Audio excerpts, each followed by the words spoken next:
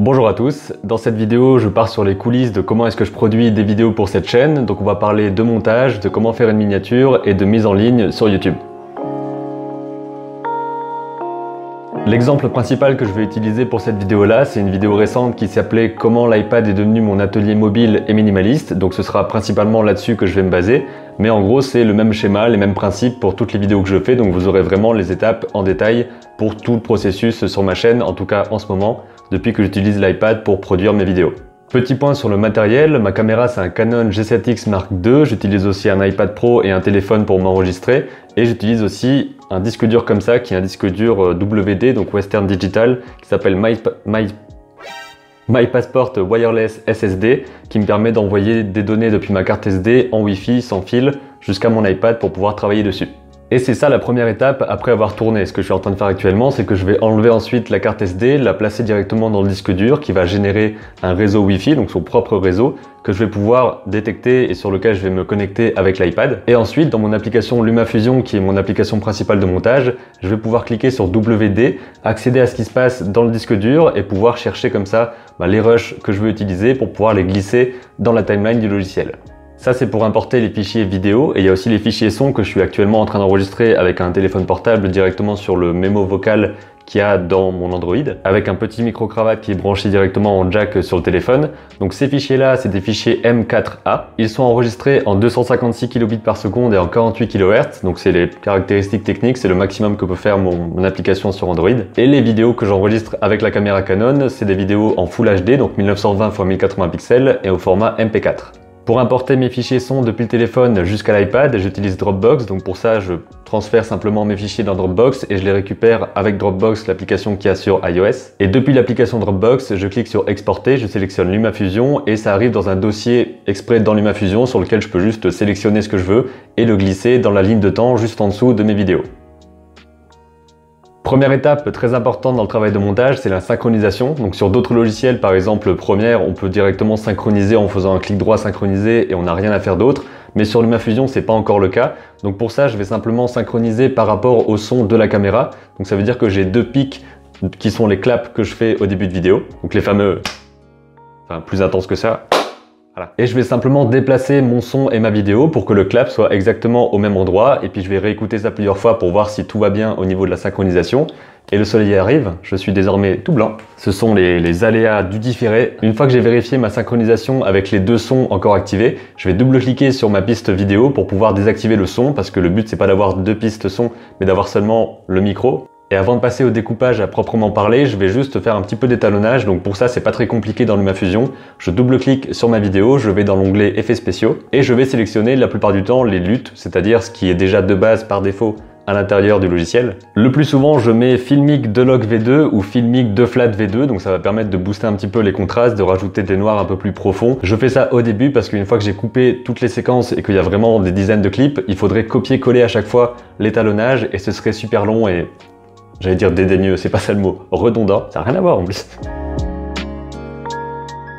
Et maintenant je peux passer au vrai montage, donc il y a plusieurs étapes dans mon montage. Il y a d'abord le premier découpage qui va permettre d'enlever tout ce qui n'est pas nécessaire, vraiment les longs temps de silence, les trucs qui servent absolument à rien, les répétitions, ce genre de choses, mais dans le gros. Au départ quand j'ai tourné, j'imagine que j'avais 40 ou 45 minutes de rush où je parle à la caméra, et ça a donné ici une vidéo de 9 minutes avec que les éléments importants. Pour découper sur LumaFusion, c'est assez facile, je me déplace à l'endroit où je veux et je ne sélectionne rien du tout, comme ça quand j'appuie sur la petite paire de ciseaux, ça découpe toutes les pistes en même temps.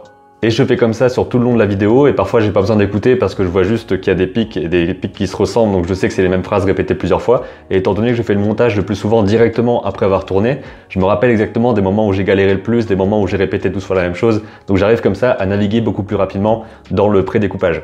Après ça, je fais un deuxième découpage qui lui va être beaucoup plus peaufiné, qui est vraiment pour rythmer la vidéo correctement. Ça veut dire que je vais couper les blancs avant le début de ma phrase, donc le but c'est pas d'avoir des moments de silence avant que je parle. Il peut par contre y avoir des moments de silence après la fin d'une phrase et avant le début d'une autre. Ça permet de rythmer un petit peu et de donner plus de consistance au discours et qu'il n'y ait pas tout qui arrive d'un coup. C'était un des problèmes que j'avais dans les premières vidéos, donc les années précédentes, c'est que je voulais mettre le plus d'informations possible dans le moins de temps possible et forcément ça respirait pas beaucoup, alors que maintenant j'essaye de prendre le temps, de laisser des temps de pause à la fin des phrases.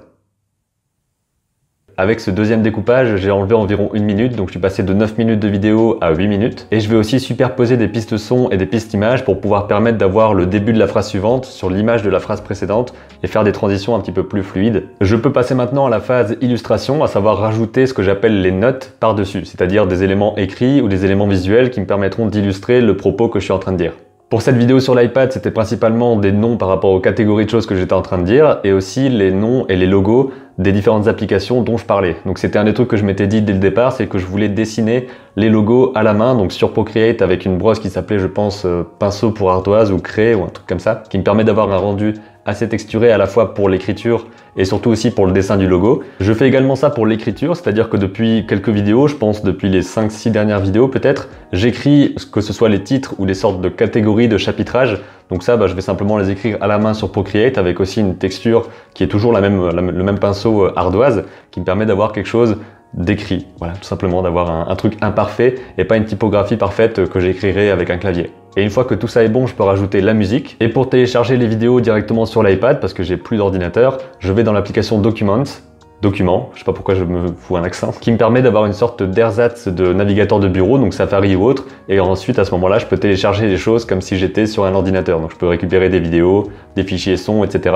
Et c'est comme ça que je récupère les musiques, que je place ensuite directement dans la timeline, donc en dessous. Et le plus souvent, la musique dans mes vidéos est vraiment très basse en fond, donc c'est moins 20 ou moins 30 décibels, qui permet d'avoir une sorte de comment on dit ça? Une plage sonore? Oui, je suis un artiste plasticien. En tout cas, comme ça, je trouve que la musique est présente et permet de combler un petit peu les silences, mais n'est pas trop visible. Enfin, visible, audible. À ce moment-là, je considère que le montage est fini. Je l'ai regardé pas mal de fois, donc il faut que je fasse une sorte de pause d'au moins quelques heures, histoire de souffler un peu et de revenir avec un œil neuf dessus ensuite. Donc je passe maintenant à la partie qui est aussi importante, à savoir la création de la miniature. Avant, pour les miniatures, c'était un petit peu le bordel, quoi. Je prenais une image comme ça au hasard dans la timeline en essayant de trouver une tête sur la vidéo où je fais une tête soit marrante, soit qui fait pas trop con. Donc je prenais beaucoup moins de temps pour me demander quelle était la meilleure miniature et comment bien la faire. Alors que maintenant, je me pose vraiment la question du titre et de l'image qui va communiquer le plus avec le spectateur, parce que forcément cette vidéo-là, enfin cette miniature-là, elle va apparaître au milieu de dizaines ou centaines d'autres miniatures et il faut réussir à être intéressant et à bien représenter ce qui se passe dans la vidéo. Parfois je prends juste une photo pour la miniature que je vais ensuite recadrer et retoucher pour la mettre au bon format, et la plupart du temps je vais filmer carrément ce que je veux pour la miniature avec cet appareil-là pour rester dans le même format 1920-1080 et ne pas avoir de problème de ratio. Par exemple ici, je savais que je voulais avoir l'iPad tenu dans mes mains avec le stylet en train de dessiner quelque chose par exemple, et en fond, étant donné que je parlais du fait que ce soit mobile, etc., je voulais avoir quelque chose d'extérieur. Au tout début, j'avais imaginé aller dehors et puis prendre en photo par exemple avec de l'herbe, de la végétation derrière, ce genre de choses. Et finalement, j'ai eu une sorte de, je sais pas, soit de flemme, soit d'envie de me dire, tiens, il y a un ciel et des immeubles et tout devant la fenêtre, donc j'ai autant faire ça. Donc j'ai mis cette caméra juste dans l'autre sens et j'ai commencé à filmer moi devant la fenêtre. Donc évidemment j'étais en contre-jour et il y allait avoir un problème d'exposition, c'est-à-dire que j'allais soit être trop sombre et le décor qui soit bien exposé, soit moi à la bonne exposition et le décor qui est complètement éclaté et tout blanc. Donc il fallait forcément que je fasse en deux fois, donc d'abord bien exposer moi avec l'iPad et ensuite bien exposer le décor pour ensuite lier les deux dans la création, la retouche de la miniature. Comme j'ai expliqué tout à l'heure, je prends la carte SD dans le disque dur, j'importe dans LumaFusion et à ce moment-là, je vais choisir les bonnes images pour pouvoir les exporter et en faire des images fixes. Donc pour ça, je vais aller dans l'export et cliquer sur aperçu. Ça va me créer un PNG directement dans l'application photo et je vais importer ça dans Procreate. Donc il y a d'abord un calque pour le décor et un calque pour le personnage principal, à savoir l'iPad et moi. Je détourne mes bras, mes mains, l'iPad, le stylet et je me rends compte à ce moment-là que c'est un petit peu compliqué au niveau de l'exposition, donc ça allait être compliqué de gérer les courbes et tout pour pouvoir rendre une lumière correcte. Donc je suis passé aussi sur le décor en me disant que le décor forcément il allait falloir faire un, comment on appelle ça, un miroir horizontal, parce que le gros immeuble il serait pas du côté où il y a du vide dans l'image, mais il serait du côté où je suis. À savoir que le vide de l'image il serait comblé par le ciel et les bâtiments, donc il y aurait une sorte de composition plus harmonieuse simplement en faisant un flip. C'est aussi pour ça que c'est important de travailler la miniature dans la composition, parce qu'il faut que tout soit très clair et qu'on arrive à comprendre juste avec une image qui sera en plus en miniature, quel est le thème de la vidéo, donc le sujet, et aussi quel type d'ambiance on pourrait avoir dans la vidéo. Il faut réussir à jongler avec tous ces éléments pour communiquer le mieux possible. Pour le fond, j'ajoute aussi un flou gaussien, histoire de rajouter un petit peu de profondeur de champ et montrer que le décor est plus loin. Il faut toujours qu'il soit pas trop flou non plus, qu'on arrive à discerner les formes, mais il faut que ce soit assez flou pour qu'on se dise que c'est un décor et que c'est pas l'élément principal. J'ai ajouté ensuite les icônes que j'avais dessinées tout autour de l'iPad pour faire une sorte de cadran avec toutes les applications qui sortaient de cet outil-là. Et après, je me suis vraiment dit que c'était la galère au niveau de la lumière sur moi et sur l'iPad. Donc il fallait absolument que je refasse une photo, enfin une vidéo et sélectionner une photo à l'intérieur. Donc j'ai tourné la caméra pour prendre une photo, enfin une vidéo, je me trompe 2 fois quoi, là-bas, histoire de plus être à contre-jour. Et à ce moment-là, je me suis dit, qu'est-ce que je pourrais montrer sur l'écran qui serait le plus pertinent? Et j'ai imaginé que voilà, avoir LumaFusion, donc l'application de montage, avec un aperçu de ma tronche, ça permettrait de ne pas mettre ma tronche de façon trop comme ça, directement devant la caméra avec l'iPad, genre hey, regardez l'iPad, incroyable, machin, d'avoir quelque chose de plus sobre et subtil. Une fois que j'avais cette vidéo-là, j'ai sélectionné la bonne image, je l'ai importée dans Procreate et j'ai détouré comme l'autre fois. Ensuite, je modifie toujours sur les courbes, histoire d'ajuster un petit peu les niveaux, mettre des noirs un peu plus profonds, jouer sur les contrastes. Et à ce moment-là, la miniature était terminée et je pouvais l'exporter en JPEG. C'est important de le faire en JPEG parce que le PNG c'est un petit peu plus lourd et que quand on veut importer une miniature sur YouTube, il faut que ce soit 3 mégaoctets maximum. Donc le JPEG, ça me semble mieux. Ce sera compressé, ce sera en moins bonne qualité, mais pour une miniature, c'est comme ça qu'il faut faire, je pense, pour avoir vraiment le plus optimal. Maintenant que le montage est terminé et que la miniature est prête, je peux passer à l'export parce que forcément il faut que ça sorte de l'application pour pouvoir aller sur YouTube à un moment donné. Et pour les paramètres d'export, je sélectionne 1920 x 1080 pour la définition, 24 images par seconde pour la fréquence parce que c'est comme ça que je filme. Ensuite je le mets en 24 ou en 32 mégabits par seconde, mais 24 la plupart du temps pour YouTube c'est ok. J'exporte avec le codec H264 qui est le plus courant pour la vidéo. J'exporte avec la vidéo et l'audio évidemment, en 48 kHz pour l'audio, en .mp4 pour le format.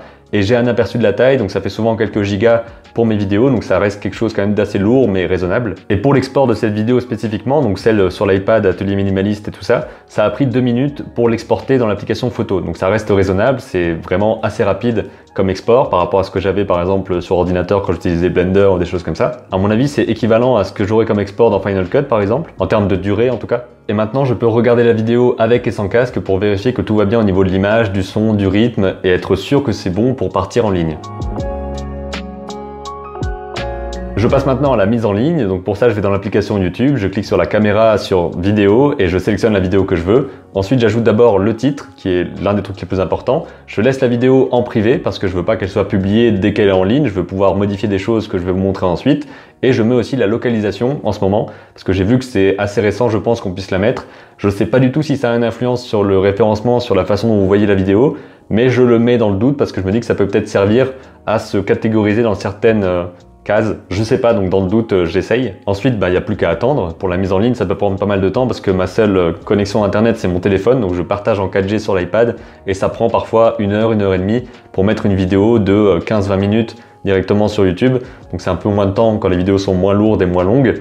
Mais voilà, ça prend quand même du temps, donc il faut attendre. Pendant ce temps-là, c'est important de ne pas fermer l'application, en tout cas de ne pas mettre d'autres applications par au-dessus, parce que de ce que j'ai expérimenté, si j'ouvre une autre application, même si YouTube est encore en fond, ça va stopper le téléchargement, l'upload. Donc il faut vraiment laisser l'iPad travailler comme ça avec YouTube en premier plan. Donc pendant ce temps-là, je suis sur mon téléphone ou je vais faire ma vie ailleurs, bref, voilà, j'attends. Quand la vidéo est en ligne, il faut que je passe sur YouTube Studio, donc la deuxième application qui va me permettre d'ajouter tous les paramètres. Donc à l'intérieur de ça, je vais modifier ma vidéo. Je vais aller rajouter déjà la miniature, donc pour ça, je vais cliquer sur Ajouter une miniature. Je vais aller dans Personnaliser et sélectionner la miniature que j'ai faite et que j'avais exportée dans mes photos. Je mets la vidéo dans les playlists qui correspondent. Par exemple, si c'est une foire aux questions, je le mets dans vos questions. Je peux le mettre dans matériel, etc. selon les sujets. J'ajoute les tags. Là, je sais pas trop si je suis balèze ou pas là-dedans. Je pense pas être méga fort en référencement. Mais par exemple, pour cette vidéo-là, j'avais mis iPad, iPad Pro, minimaliste, minimalisme. Plein de mots comme ça. Et je sais que Apple, iPad et minimalisme, c'est des choses qui marchent bien sur YouTube. Et d'ailleurs, la vidéo a mieux marché que les autres vidéos que j'ai faites. Donc, il y a quelque chose qui a joué par rapport aux tags, au titre et à la miniature. L'idée avec les tags, si j'ai bien compris, c'est d'être à la fois assez général pour pouvoir être ouvert à pas mal de choses et aussi mettre des mots très spécifiques, comme par exemple ici iPad Pro, ou mettre les noms des applications que j'ai évoquées par exemple. Ensuite, j'ajoute la planification parce que pour l'instant, la vidéo est en privé et si je la passe pas en public, personne ne la verra jamais. Donc je la planifie la plupart du temps pour le mardi ou le vendredi qui suit à 16h parce que c'est les horaires où j'essaie de me tenir. J'ajoute aussi bien sûr la description, donc la longue liste de matériel que j'ai avec tous les liens affiliés, avec des liens d'affiliation vers des cours aussi, avec la musique qui est toujours indiquée en bas de la description. Donc cette description-là, elle est toujours dans une note que j'ai dans mon application Notes qui s'appelle description par défaut et je vais copier-coller tout ce pavé parce qu'il y a vraiment pas mal de choses et rajouter en bas le nom de la musique qui est dans la vidéo en question pour que ça corresponde et en haut les liens qui correspondent à ce que je dis dans la vidéo. Par exemple, si je parle d'une vidéo ancienne ou d'une vidéo d'une autre personne, je vais mettre les liens directement en haut de la description pour que ce soit le plus simple à trouver. Et ensuite, toute dernière étape, je vais dans les paramètres avancés et j'active la monétisation par les annonces, à savoir qu'il va y avoir des publicités avant la vidéo, et si je veux, je peux indiquer qu'il y en a après si la vidéo fait plus de 10 minutes, et si je veux aussi, quand ça fait plus de 10 minutes, je peux rajouter des vidéos entre les deux, donc à savoir pendant la vidéo elle-même. Et pour pouvoir activer des publicités pendant la vidéo, je ne peux pas le faire directement depuis l'application YouTube Studio, donc je vais dans Firefox ou dans Safari depuis l'application Documents, donc comme je vous avais dit avec le navigateur qui est comme un navigateur de bureau, et à ce moment-là, je peux aller dans mon gestionnaire de vidéos YouTube et pouvoir comme ça modifier les paramètres par rapport à la monétisation si j'en ai envie et besoin. Maintenant, super, la vidéo est planifiée, c'est-à-dire que dans quelques jours ou dans quelques heures, selon le moment où je la mets, ça va sortir tout seul et vous allez la voir et la commenter, etc. Mais pour que vous la voyez, il faut pas seulement que ça sorte dans mes abonnements, enfin dans vos abonnements et dans ma chaîne, il faut aussi que je communique un petit peu autour. Donc la plupart du temps, je le mets sur Facebook, Instagram et Twitter, mais Instagram, ça reste l'un des moyens les plus importants parce que c'est là où il y a le plus de monde, à part YouTube pour moi. Donc la plupart du temps, dès que la vidéo sort, je vais copier-coller le lien de la vidéo directement depuis l'application YouTube en faisant partager, copier le lien.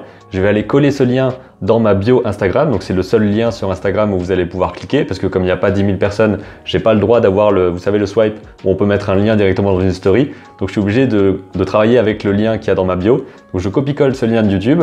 Ensuite, je fais une petite story avec souvent la miniature de la vidéo ou la photo qui a servi pour la miniature ou un truc significatif par rapport à la vidéo. Je le place dans la story, je mets un petit mot pour dire, voilà, cette vidéo parle de ça, elle est dispo, allez la voir, bref, un petit mot comme ça pour pouvoir interagir et dire que c'est là. Et voilà, c'est comme ça que je communique autour des vidéos. Mais l'un des leviers les plus importants, c'est le fait d'avoir un bon titre, une bonne miniature et aussi d'avoir le coup de chance d'apparaître dans les suggestions. S'il y a pas mal de monde qui regarde dès les premières heures, je pense que ça monte un peu plus. Donc voilà, je pense que pour cette vidéo-là, la miniature, le titre et tout ce qu'il y a autour, ça a vraiment joué pour avoir quelque chose de bien communiqué. C'est pour ça que je voulais prendre ce travail-là en exemple pour cette vidéo de coulisses. Mais en gros, comme je vous l'ai dit, le schéma est le même pour toutes les autres vidéos.